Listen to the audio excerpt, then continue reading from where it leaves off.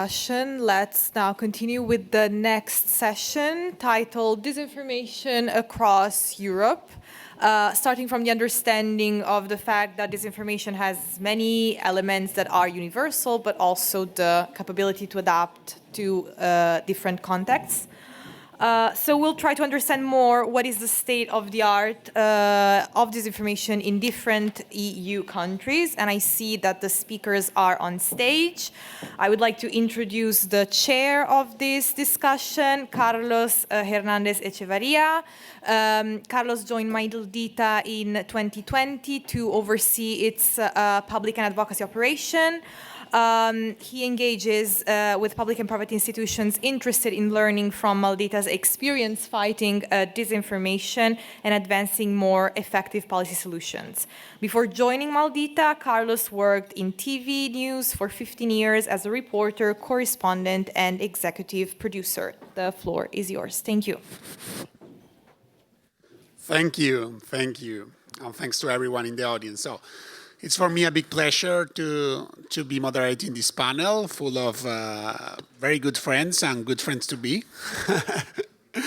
So, disinformation in Europe is in all the rooms in the world. This is not the room to tell you that this is a complex, ongoing conversation about how to deal with these general issues in a way that is effective, but that also works and is actually tailored to the different realities within Europe. This is a conversation that particularly in the fact-checking community is taking place as we speak, like what kind of standards we can all have together.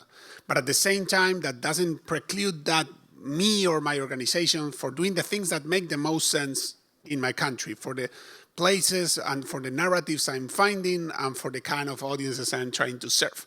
So I am here joined by a wonderful panel of experts for different, very different, not only countries, but or different organizations, different approaches to disinformation, mainly because those approaches come from facing different challenges when it comes to disinformation. So I have my friend Thanos, Sitistas, if I don't, okay, great. Thanos is not only a retired from the Air Force in Greece. He's also one of the founders of Ellinika Hoaxes, a fact-checking organization in Greece. I have Jelena Berković here, who is a senior advisor at Faktograf from Croatia. And this is I'm gonna read. I have here Hanna Linderstål, if I'm not mistaken. That is the CEO of Earhart Business Protection Agency and starting with the Earhart Academy. So coming from Sweden, if I'm not mistaken. So this. I hope we can get the most of these three different experiences of fighting disinformation in very difficult but challenging but very different environments. I'm going to start with Thanos. Thanos, please. Yeah, I'm going to go Tell us about disinformation in Greece and your particular perspective in this, because Greece coming from difficult times in the past 10 to 15 years, different approaches to disinformation. And now he has, that's for the presentation. Tell us more about that. Let me figure out how this thing works. You have managed harder things. Yeah. Okay. Now, Greece is a special case because the quality and influence of mainstream media deteriorated rapidly since 2010 and the beginning of the economic crisis in Greece. This resulted in hiring less journalists, laying off experienced ones. Investigative journalism went out the window. Journalists didn't bother to verify their facts. And that situation kind of continues till today. It's not working, man. You're going to have to, I'm sure our friends at the Disinfo Lab will fix it. Okay. Great. Okay. Now, what happened is that low-quality sensational content, which was often inaccurate, became the norm. And tabloid-like media exploded. They became very popular. The same applied to some conservative and far-right media as well, mostly online media. that thrived and still enjoy popularity to this day. Now, today, misinformation focuses on two main narratives, which are the COVID-19 pandemic and, of course, the invasion of Ukraine. But we also witness climate change misinformation, many conspiracy theories, scams, and misinformation, of course, that comes from politicians and other public figures. But there's one topic that regularly pops up and has to do with immigration. It has always been a very hot-button topic here in my country, in Greece, even before the migration crisis in 2015-16. And it has been established by various polls that the Greeks among Europeans have a very high percentage of fear against migrants and refugees. So it doesn't come as a surprise that fake news concerning these groups of people are very popular and thrive in Greece. However, after the pandemic, these kind of fake news somewhat diminished, but they still exist. So what can someone do? One can concoct a story, grab a picture, concoct a story about refugees, for instance, defiling a church. And that story will become viral. There would be no facts backing this kind of allegations, but some media will pick it up. They will add to their virality, and even politicians sometimes pick up such claims and give them more virality. And with this image, I want to say that such stories are accompanied with such images, which seem terrifying at first glance, but they're totally irrelevant with Greece or migrants or whatever. So, stories about migrants. They bring diseases, they get benefits from the state, they eat people's pets, they do all those kinds of bad things that they actually do not. And it's a fact that most Greeks don't agree with practices like this one, you know, like getting violent against immigrants, but there have been many cases where there have been violent, occasions, because some people are radicalized by what they read online, especially online and in social media. Okay, this is about refugees as well, but it's more updated and has to do with the current situation in Ukraine. There are, many stories about Ukrainian refugees. For instance, stories that have popped up in Spain, in Croatia, in Greece, that, for instance, they tried to burn a Russian flag in a home they were living in, Germany, I don't remember, and they burned down their home as well. This one is a bit more appalling because such front pages and articles in online media say that Ukrainian women come to Europe and seduce men in Europe and forcing them to break up with their families and so on. That's another story that went viral all over Europe, which was, of course, debunked by everyone. I think Maldita as well, and you guys.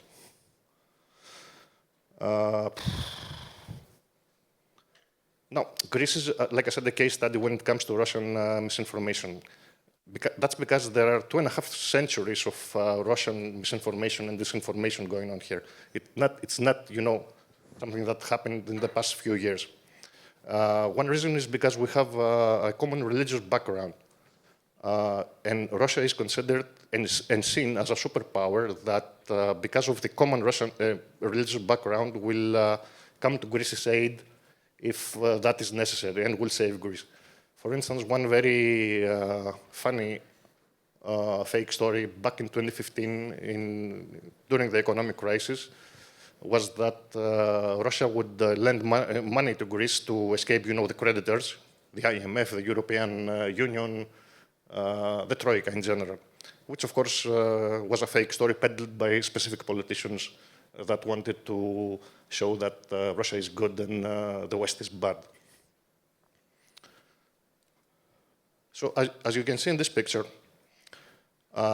many people in Greece believe in so-called prophecies.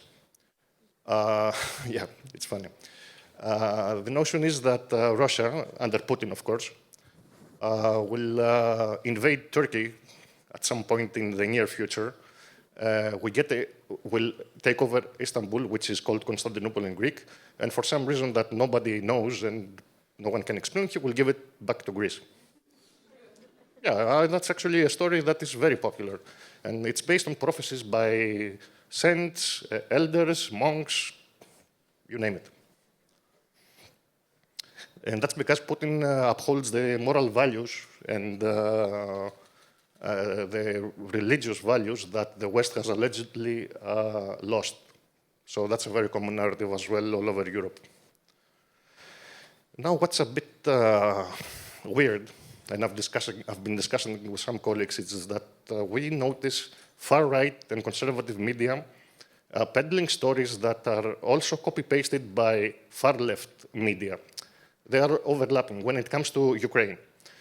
We haven't seen that before. Of course, far-right and far-left are anti-West in general, but when it comes to the invasion of Ukraine, they actually copy-paste one another, and they belong on the opposite side of the political spectrum.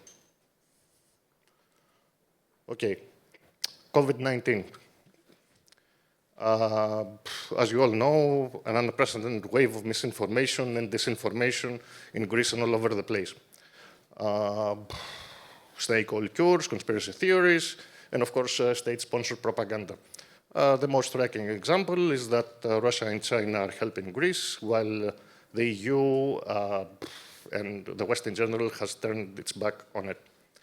Of course, it appeared in almost all, if not all, European countries, and it aims to sow discord, mistrust against EU institutions and authorities. So these tactics are also part of what is known as hybrid warfare against the West, or exercising soft power, as I call it, against the West. What's next? Okay, conspiracy theory in Greece, that vaccines are causing deaths. There's been harassment against medical staff, and there have been many deaths because many patients, by listening to these so-called influencers that know the truth, what they perceive as truth, believe in them and refuse medical assistance, so they end up dead. We have many cases on the record for that. And some people have taken legal action against those people because they've lost loved ones. Now, harassment. It's an issue that I would like to mention. Perhaps many of you remember Yorgos Karaivas, who was an investigative journalism that was shot dead in Athens last year. This assassination has not been solved yet, and no one knows if it will ever be solved. So what does harassment against fact-checkers and investigative journalists include? Assassinations, threats of physical harm, leaking personal data like home addresses and so on, doxing, of course attempts of undermining credibility, and of course slap lawsuits. This is a case, we received a slap lawsuit from an organization that demanded 750,000 euros, I think, because I had authored a fact check about a perpetual motion machine that would produce free energy out of water. It was also promoted by some journalists, very famous ones, but in any case, it was a huge scam. Thankfully, we won this case, and we didn't have to pay 750,000 euros, because I wouldn't be here today talking to you. I would probably be in jail. But that's us. This little kitten is us. But we have lasers in our eyes sometimes. Why? Because they think we're little kittens, but sometimes we punch back. And we've gone on the offensive on several occasions, extreme occasions, of course, because when we receive death threats and people are publishing our personal, not our photographs, that's obviously the right, but tax data, home addresses, accompanied with allegations of whatever, we have to somehow respond. So we've taken some people to court and we've won a few cases, and some of them had to pay some money, of course. And we've noticed that it kind of worked because it kind of stemmed the flow of harassment, because we made an example out of them. We didn't just took them to the court and won a case. We publicized it without showing their names, of course. Okay, so to sum up, what do we experience in Greece? COVID-19 pandemic, Russian invasion of Ukraine, pseudoscience, conspiracy theories, climate change, fake claims from or about public figures, including politicians, and of course, fake news about migrants and refugees. So when we're talking about this volume of misinformation and disinformation, the way I see it is like playing whack-a-mole, you know, the game where you have a mallet and you hit the moles all the time. So the moles pop up all the time and you have this mallet and you try to punch them, but sometimes you're not fast enough. But sometimes you do. That means that you have to have the resources more resources actually, to handle this overflow of disinformation. What's next? Okay, I'm leaving it at that, and thank you very much for listening.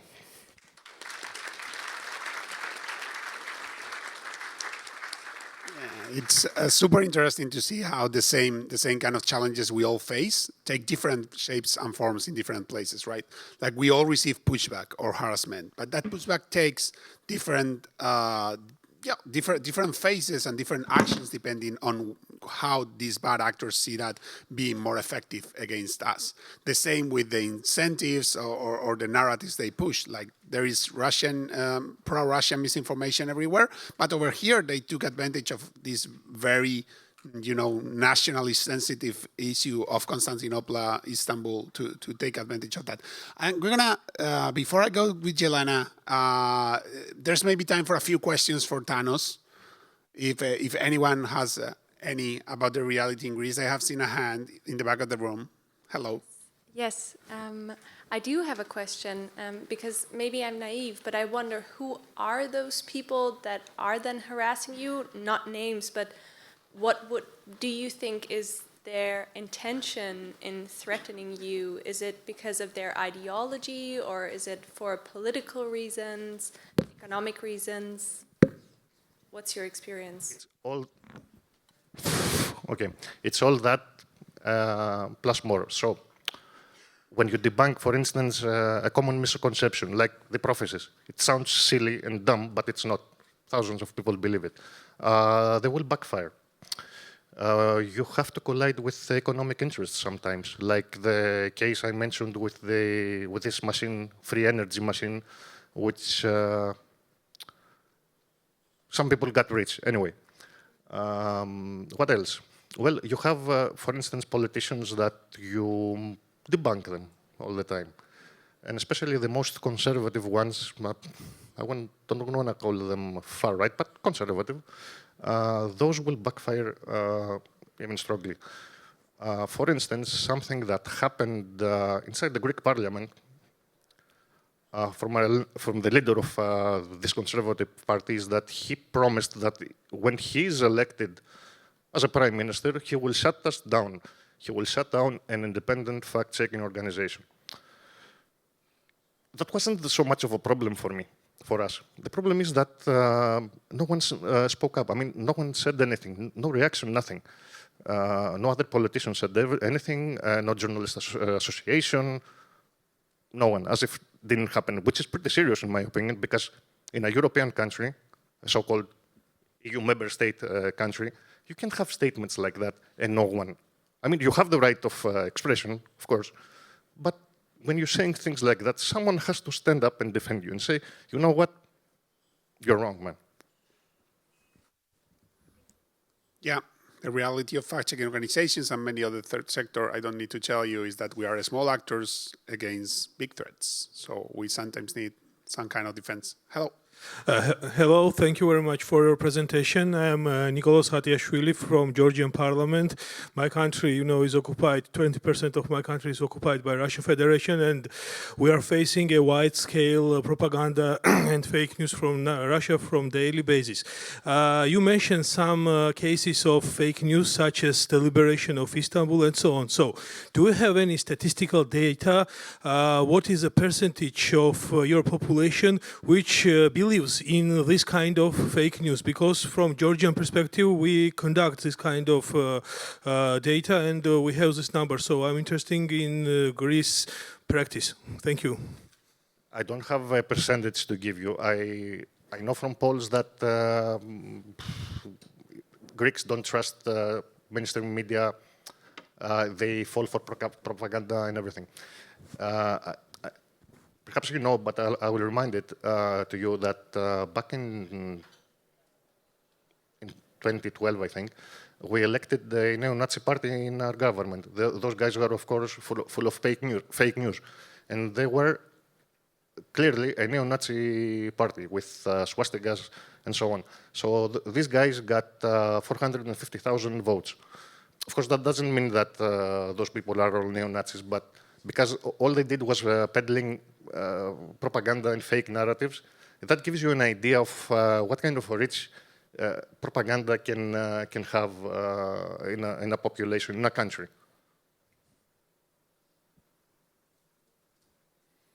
Okay, I think we have time for just another question. I saw a hand in this side, if I'm not mistaken. Okay.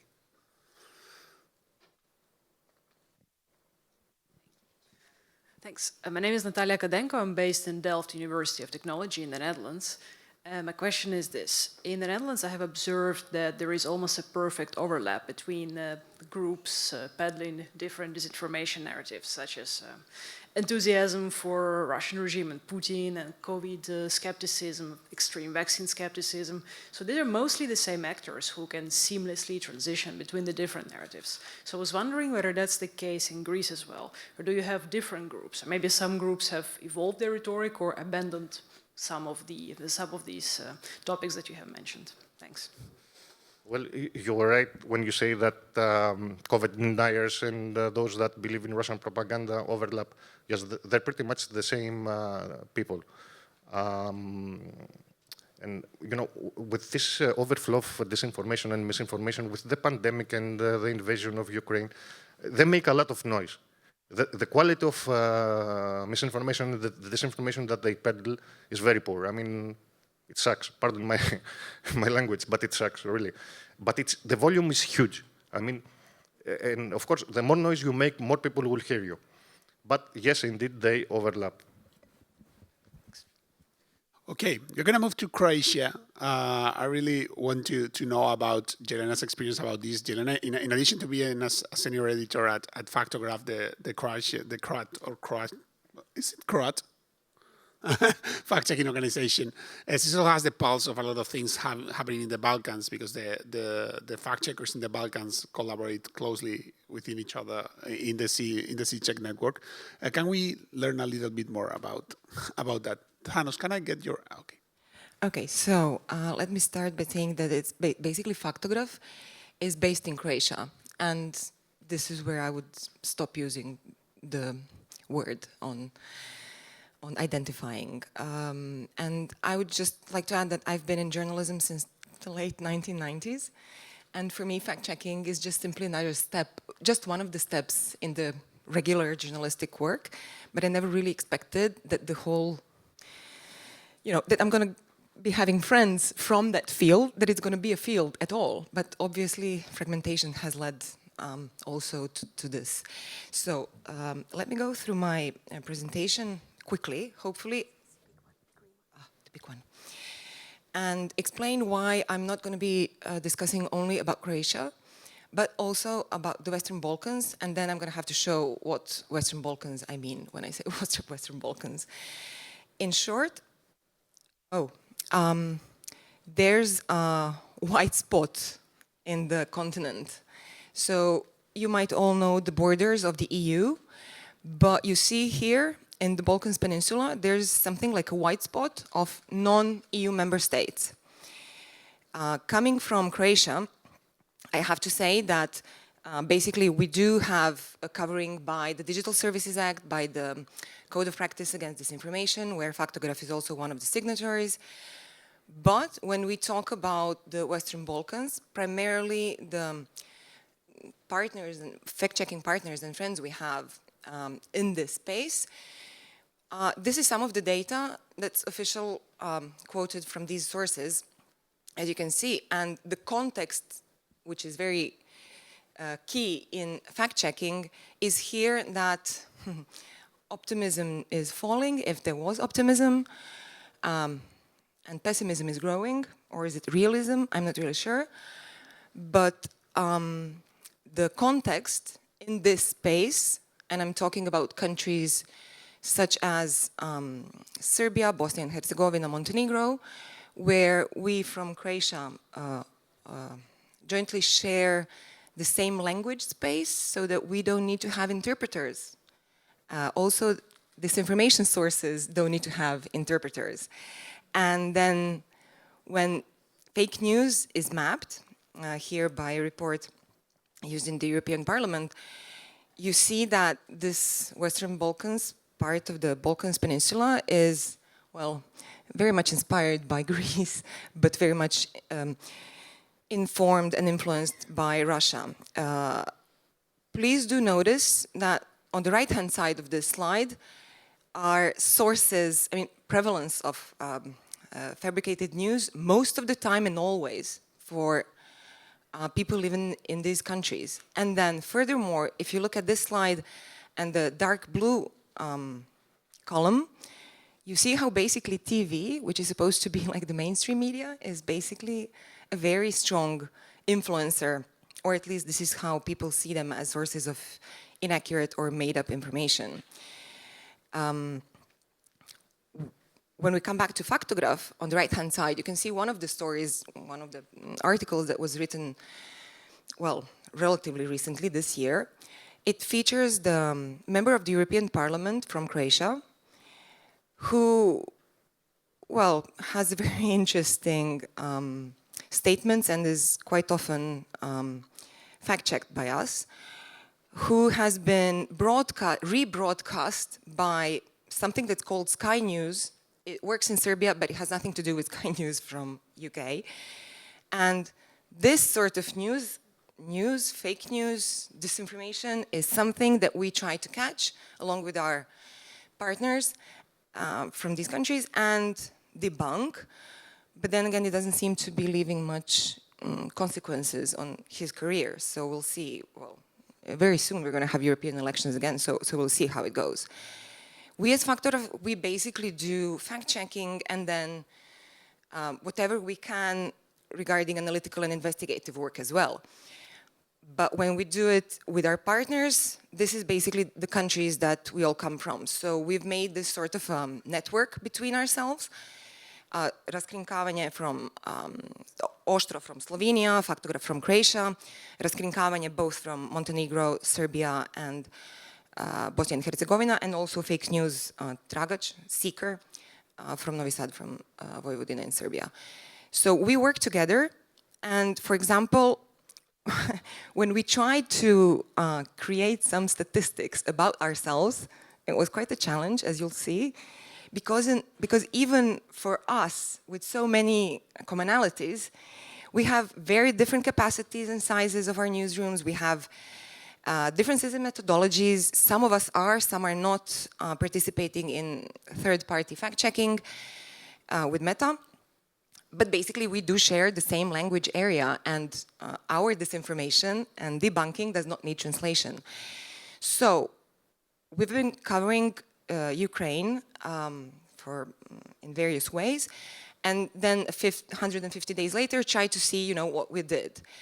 So bear in mind that the discrepancies between us, and have in mind that this is not necessarily comparable data, but this is the only data that we have, and so we're sharing it.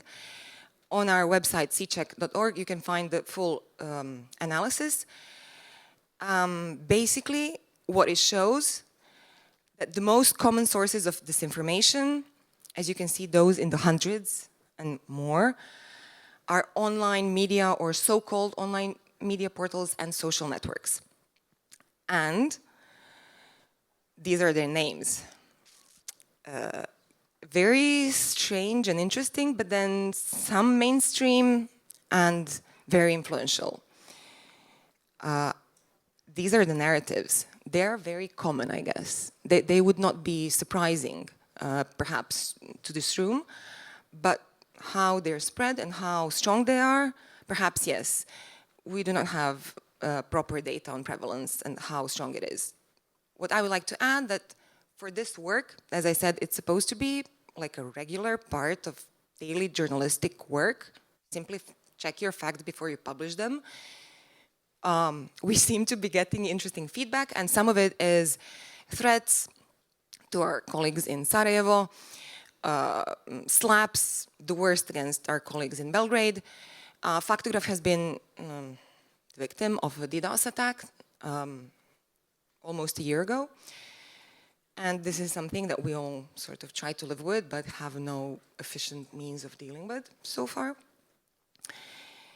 And when we all come together with other European fact-checkers, we see that we also do share some interesting needs, and that is to be heard.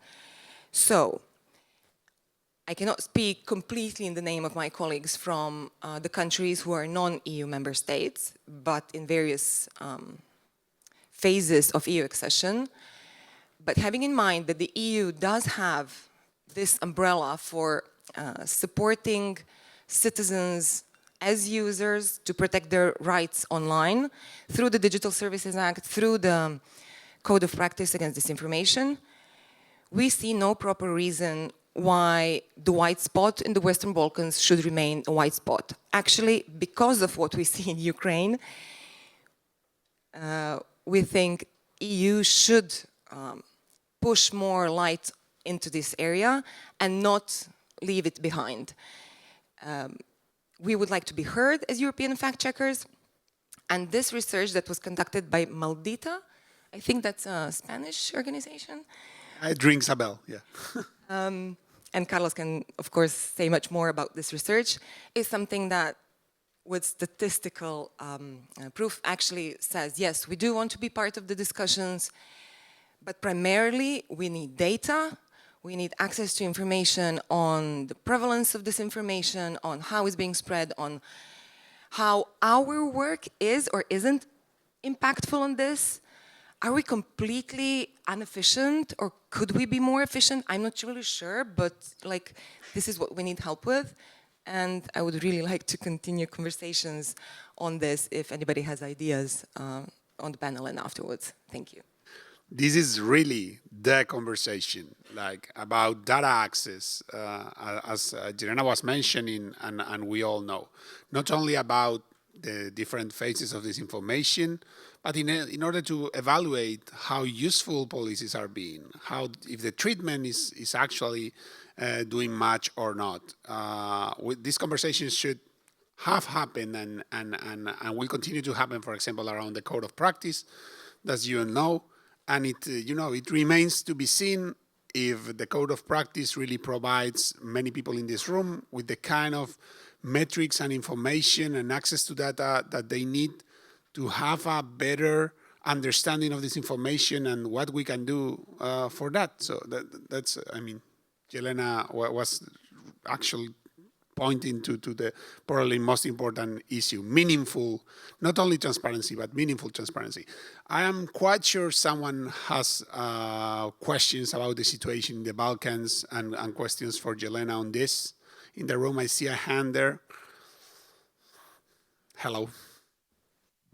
Good, I'm quite visible today, as you see. I'm Hernandes-Echevarria from the European Commission. I have a question for Jelena. How do you see the link between the spread of disinformation in the Western Balkans and violent extremism or terrorism, how the content can relate to fostering terrorist acts?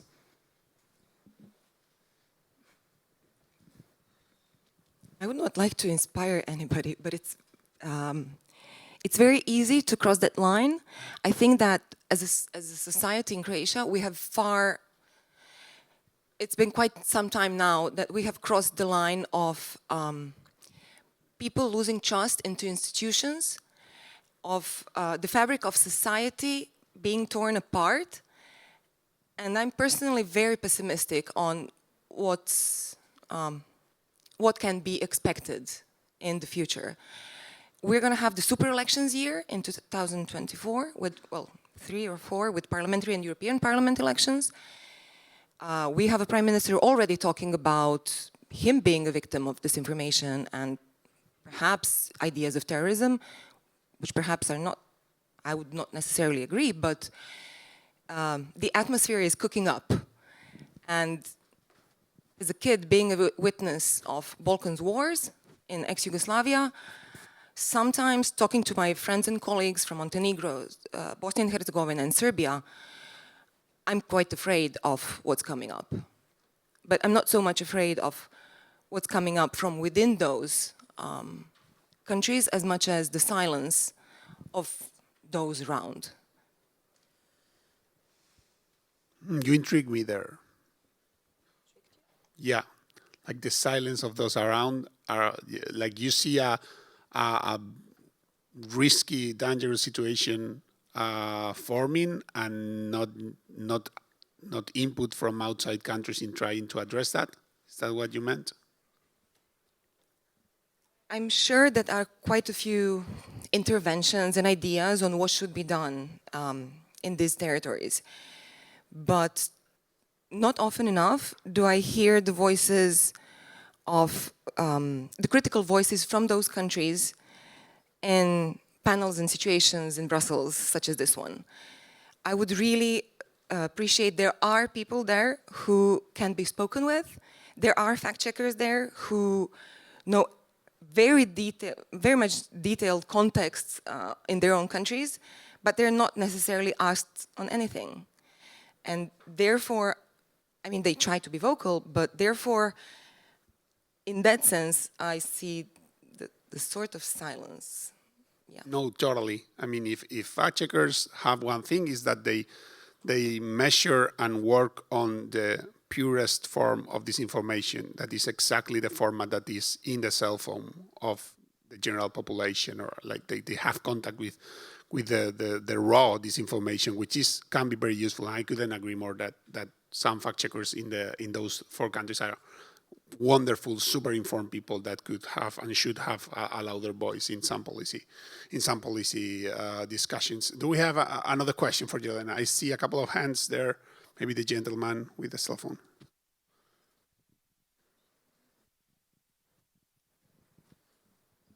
Thank you. Sorry, I'm from Romania. Civil society will also do some fact-checking, so I fully share your experiences, including Greece with religious-based disinformation as well. But sometimes I stop and think, so I want to know your opinion on this. It looks to me that the broader public, sometimes we will continue to do fact-checking, to point fingers, and it's useful to take narratives out of social networks. But don't you feel sometimes that there is a public out there where opinions are already formed, and people have resentments which are very deep and have different causes, and sometimes they just go around shopping for things that bring them comfort. And these are the disinformation and that we fight with. So our fight, in a way, is very superficial. We never touch the real cause, why people go for this or fall for these things. So the cause is not so much that somebody is putting this information out there and the people are bombarded and they change their attitude. They already have this attitude.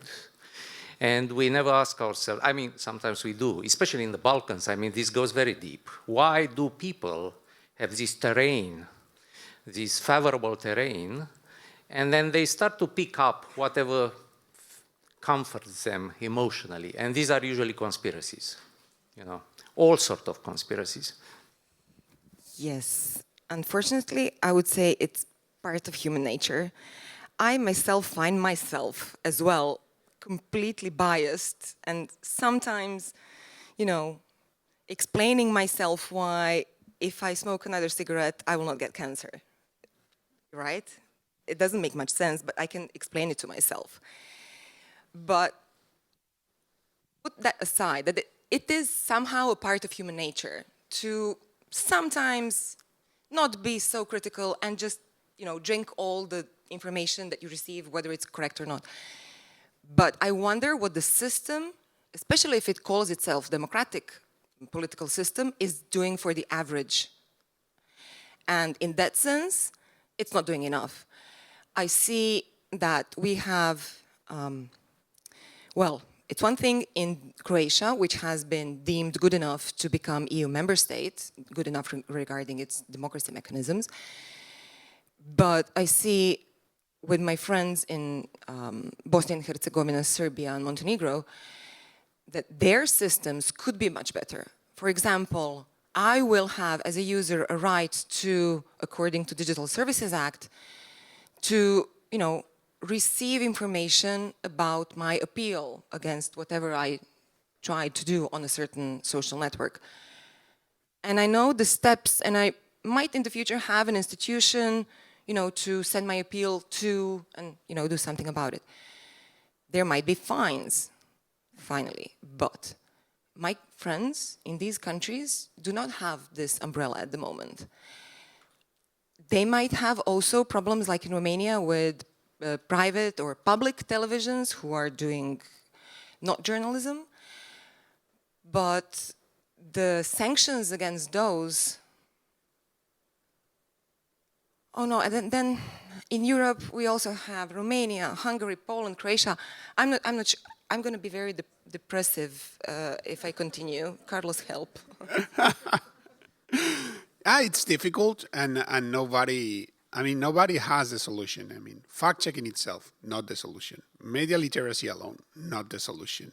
It's going to be a combination of all that, and even with this, it's going to take some real effort because, as I always say, not going to say we are losing, but we're certainly not winning at the moment. So I really want to hear from Hanna, because Sweden is a country that in many parts of Europe, and particularly in Spain, it's always looked up like this is a functioning country. If we could only be like the Swedish, this is a real thing in my country, and sometimes it might seem like how disinformation in these very advanced societies takes place and all that. And I'm super curious to hear about your experience, because obviously this is not a problem that ends at any border. So I am super excited to learn about your experience.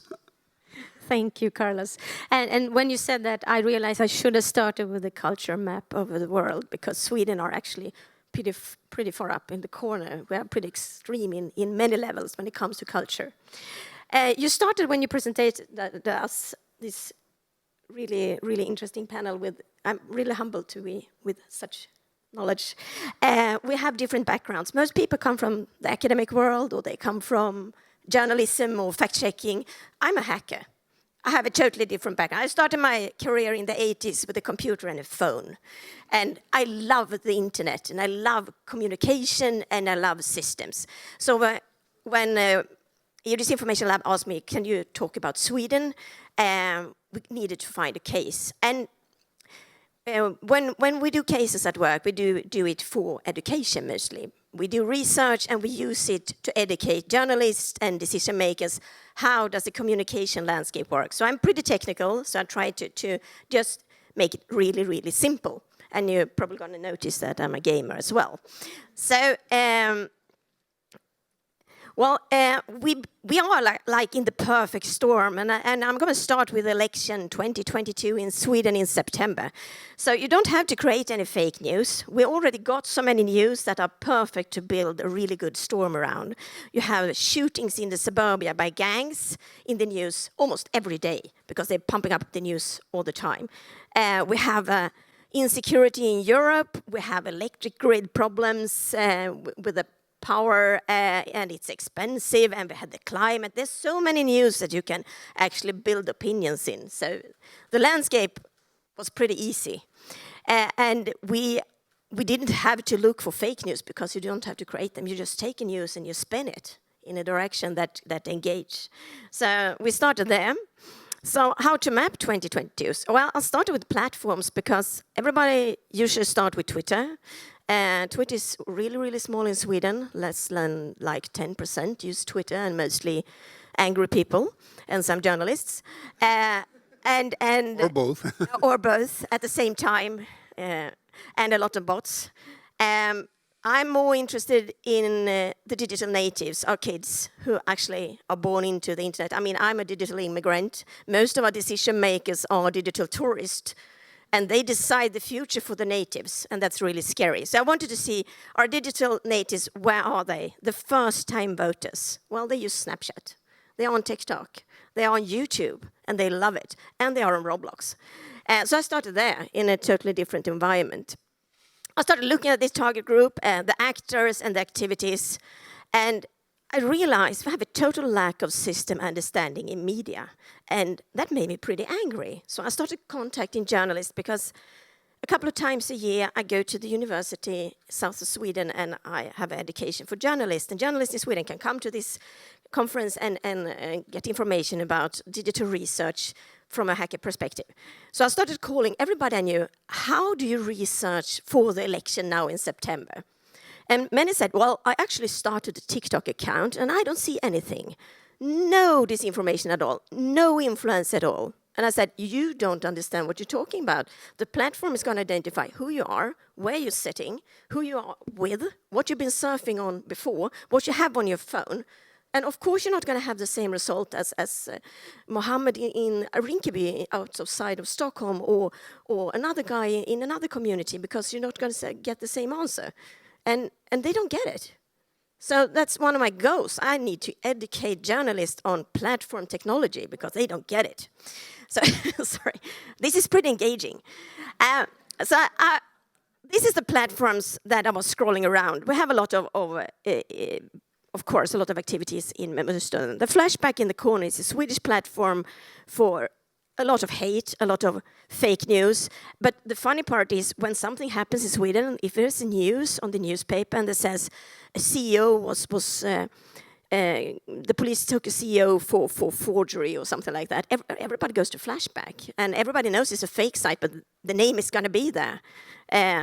And they also got a lot of reports about drugs. So it's quite a funny site. So I keep in the right corner here. I have a lot of fake accounts. I pretty should say that. I don't think you should do research about this in your real name. I have a history of being very interested in wasp nests, and when you poke them, and suddenly there comes a lot of wasp, and sometimes it hurts. So fake accounts is a good thing in my world. I looked at several Facebook groups to see activities, and I didn't see so much, but I find an interesting structure connected to the digital natives. I find a system of Instagram accounts that were pretty nicely well done. And it was for several different topics, but I could identify the founder of them because they used the same email address. So obviously the troll here didn't have a lot of education and information security, but that was good for me. So this was more like a structure. So it was 4 or 5 Instagram accounts. It was very nice, very nice published, and started a community. People who were active in these accounts and liked picture that was moving very far right in the narrative were invited right away to a WhatsApp group. And I got invited, and not me personally, but one of my many faces. And this group was pretty interesting to see because this happened several times all over. In this group, they said, if we write something on Instagram and we get more than 200 likes, you can win $100. Okay, so people started liking and commenting because someone could win money. After a while, they started to building the community. It's we in this community, and we do this together. We can actually do physical things. We can go and take a coffee. Does anyone live in Stockholm? Does anyone live? They took several different cities, and created a really strong community. It was like a radicalization. And the closer you get to the election, they started to increase information that. How many people do you know that have Snapchat? Snap them all and snap them this political message. Make them tell their parents that they should vote, and they were very far right. I'm not going to mention any names here because we have a camera. Very, very far right on the neo-Nazi scale. And they threw it on Snapchat. Snapchat is horrible to research. I don't know how many of you have tried, because it's a mess, but it's effective, and the kids are there. And I thought this was pretty interesting. So I usually say follow the farmer, because I see everything pretty easy. The farmer is the one who's actually controlling this. So I did follow the farmer, and he has developed. The founder of this account and this structure that I was looking at is based in Russia. And the activities is in Sweden, in Swedish accounts. And there we have a challenge in Sweden. We actually have authority for psychological defense, but they're not allowed to monitor and research Swedish accounts. So it's a pretty good strategy to use Swedish accounts if you are a hostile actor. But they are doing something new. They have a future goal. And that's why I really love technology, because let's see if it's working. Come on. No, it's hacked. You know, somebody from the technology FSB guy is... No, it's a back. No, back. No, it doesn't work. It should be a turning metaverse, because they're actually crowdsourcing money for metaverse. And this is pretty interesting, I think. I don't know how many of you have started researching metaverse. If you don't do it, start now, because this is where it happens. Extended reality is not tomorrow, it's not 2026, it's now. It's a market of $38 billion today. It's already sold real estate on metaverse for $500 million for real. I tried to buy, buy a real estate on metaverse to create a school about disinformation, but it was so expensive, so I have to start my own crowdsourcing to do it. And on metaverse, Roblox is one of the largest platforms, and in Sweden, 62% of the kids that's going to be next time voters are active on Roblox. And on Roblox, disinformation is not like we used to see it on fake news with pictures on crying children or whatever, you know, the ordinary. No, they create games, and some of the games you can be a Russian soldier fighting in Ukraine. And this kind of disinformation makes it more like a cognitive weapon system than anything else. I think that's pretty scary. We know today that Metaverse got 400 million monthly users, and it's increasing very, very fast. It's investing so much money, and we see the very, very far-right organizations that has been active, now it's popping up, active in Metaverse, are using crowdsourcing to get money to develop platforms in the Metaverse sphere. And I saw an assumption that in 2026, at least 25% of us in this room are going to use Metaverse at least 1 hour a day. And we know that companies create offices in Metaverse, so it's going to be like a Zoom meeting. It's not going to be dangerous or strange in any way. So I think that's what I want to tell you all today, that you have to take the glasses on and go online.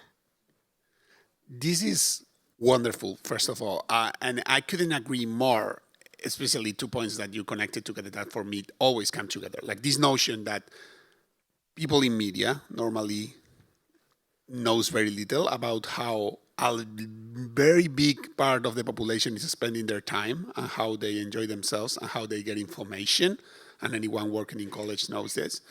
And also the bad guys, if you want to call it like, they are great at creating communities, and we are not as good. This is as of now, that's a statement of fact. That we are not as good as they are at the moment. Yeah, but that's because the decision makers that gives us fundings for research in authorities and stuff like that, they are digital tourists. They are not natives. They don't understand the platforms. They don't understand the market, and they are reactive. We need to be proactive. They are spending their time elsewhere. But my kid is on Roblox, and the future voters are on Roblox, and my students from first year in college, they never ever connect to the evening news. They have other ways to find. I am sure there are a ton of wonderful questions for Hanna. I see a hand there. I mean, Not my conference. I know Diane wants us to behave. Well, I'll keep decorum. Thank you so much for the presentation. I grew up in Sweden, so I can relate to a lot of what you said. One thing that I see both in Sweden but also in the other Scandinavian countries is a tendency of believing that the internet, as you say, because these are digital tourists, that the internet is basically Facebook and that's it. I was wondering if you saw anything on the role of WhatsApp among the immigrant community in Sweden, because they are using it a lot, and there has been a case this year of a disinformation campaign being waged on that platform. So I was wondering if you had any data on it. Well, not in this, not for today, but we have been looking into it, and it's similar methods when you create the groups in WhatsApp. So I'm not a fact checker. I'm looking at methods and methodology and trying to look in the future. So we're looking at a methodology where you create a group that's it's us in this team against them. And it looks quite the same. I know what case you are thinking about, and it looks quite the same. And we've seen the same case in WhatsApp groups in Norway as well. So they are using a strategy to get these groups really, really tight. And of course you want to hang out with your friends. And of course you're going to go for the same goal. And I'm going to click on this one and I'm going to comment this. And if we all do it, we can win some money as well. That's good. They are good at building communities. We need to be at least as good. Hi. I would like to ask, what would make your work easier? In summary. Yeah, well, I got two things. More fundings, because that's a huge problem. The other one, we actually need to get decision makers to actually listen and make a change. I do have had some impact because we are lobbying a lot of questions in several, for example, the TikTok task force was one of our missions to get up and running and so on. And now we actually want to update the Geneva Convention to include cybercrime, because who's a combatant in a cyber war? Is it the guy who's sitting in an office during the day on a bank and on the evening he's hacking a grid system in a foreign country? Is that a combatant? So I have so many things I want to do before I'm too old. But mostly it's about knowledge. We want to increase knowledge. More questions? Please. Hello, can you hear me? Yeah, okay. So, well, this is a question for all the panelists and also for you, Carlos. Like, all the fact checkers, how can we make it more visible? Because in the end, I think everyone that is here, we are really aware about that disinformation is actually a threat. How do we reach those people who don't really even care about what's real, what's not, and what's objective, and how to avoid the bias? How do we make fact checkers more visible? That would be my question. Thanks. Okay, I'm going to try real quick, and we can use this as a last round of thoughts for this. I think this is the question. For starters, let's be realistic. There is a super radicalized slice of people that is impossible to reach by showing the facts. I met a wonderful guy, psychiatrist, here in the EU Disinfo conference last year, and he told me in plain terms, you don't think that by exposing to the facts someone coming from doing jihad in Syria, you are going to convince that person, right? Some people in the very fringe groups we are discussing, they are exactly at that point. Other than that, and I'm going to take a cue from Hanna, we need to be able, fact checkers, media, to find people where they are, not trying to get them to spend their time the way we want them to spend it, on our website, whatever. Do you think TikTok is beyond you? Do you think Metaverse is beyond you? Do you think you shouldn't be learning whatever the 13-year-olds are doing right now? You are sadly mistaken on that. If you don't find people where they are and address their concerns, then you have no audience and no impact. So I think that is, to be so super quick. I'm going to go to the other way around. Thanos, what should we do to get more audience, more attention, to be more effective in what we do? First of all, pray to God, because that's a very difficult question. Well, we have to address the audience using pretty much the same methods that the bad guys are using. Influencers. I mean, who's gonna pay for an influencer to promote, the right message, to get the message across about what's fake news and what is not? Get into the other platforms, Snapchat, TikTok, that are usually for the younger generations. I have no idea how they work, actually, personally, probably because I'm too old for that. I haven't, but, try some different approaches. But the thing is that if you sit down and write, let's say, a fact check and compile data and studies about vaccines, for instance, no one's going to read it, really. You have to oversimplify it and dumb it down in a good sense, of course, so that even a kid can understand what you're writing. And even then, you don't get, you won't be sure if they will read it. So, because most people, scroll up and down their smartphone and they have to see something, sensational and click on it. So pretty much try and use this method, but, not clickbait, not something like that, but use images, videos, something that will draw attention. As far as the radicalized people, forget them. They're a lost cause. There's no way that you're going to reach out to them. They've jumped over the fence. I mean, what I say, and I say to when I've said to my friend over there yesterday, is that we're not aiming at the people that have jumped over the fence. We're aiming at the people who are standing on the fence and are leaning this way or that. On the very edge of... Should I go this way or should I go this way? So we try to grab them and pull them, get down here, man. This is the right place to be. Something like that. Jelena, thoughts for the future? Okay, thank you for this moment because I'll be very optimistic. I had a few moments to think how positively we can approach this. This is today. Tomorrow, if you ask me, I'm not sure. So, prevention and resilience. Regarding prevention, there should be less created content that needs to be fact-checked, and that comes as an appeal towards politicians, towards public persons, and others who surface from time to time and create chaotic situations. But regarding resilience and systematically how to approach this problem, I think that one of the sources that this problem is so big now is the complete failure of the business model for journalism. Journalism is dying. I love the journalists. Journalism is in me. It's a virus I will never get rid of.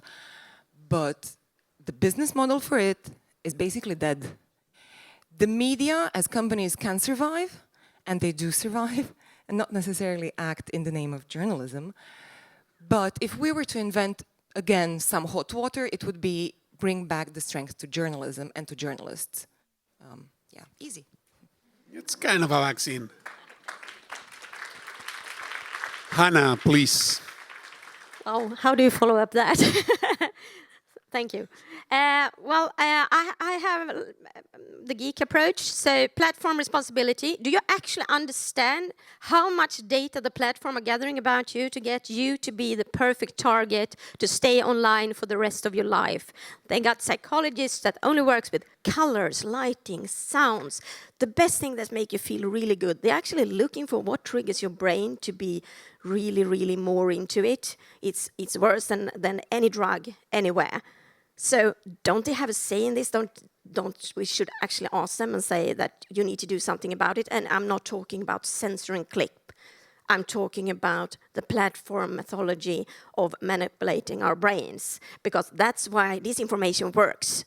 Because we are staying there. I mean, how many of you haven't been sitting on the toilet with your phone, scrolling down, and suddenly your legs has fallen asleep and you realize you're sitting there a pretty long time? That's scary. That's not okay, because that should say something.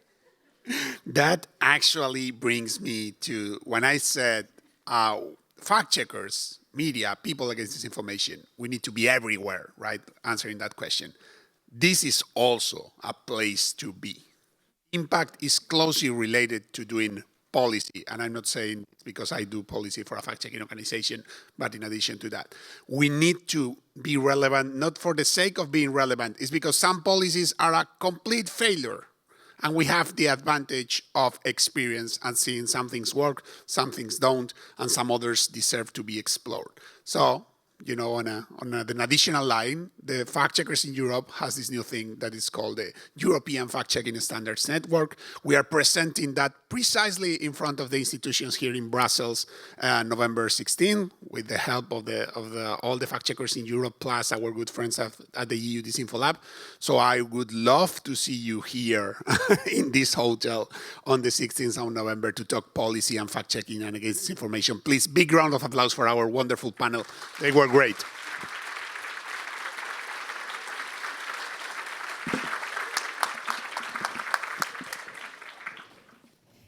Very interesting indeed. We now move to the final masterclass before the break because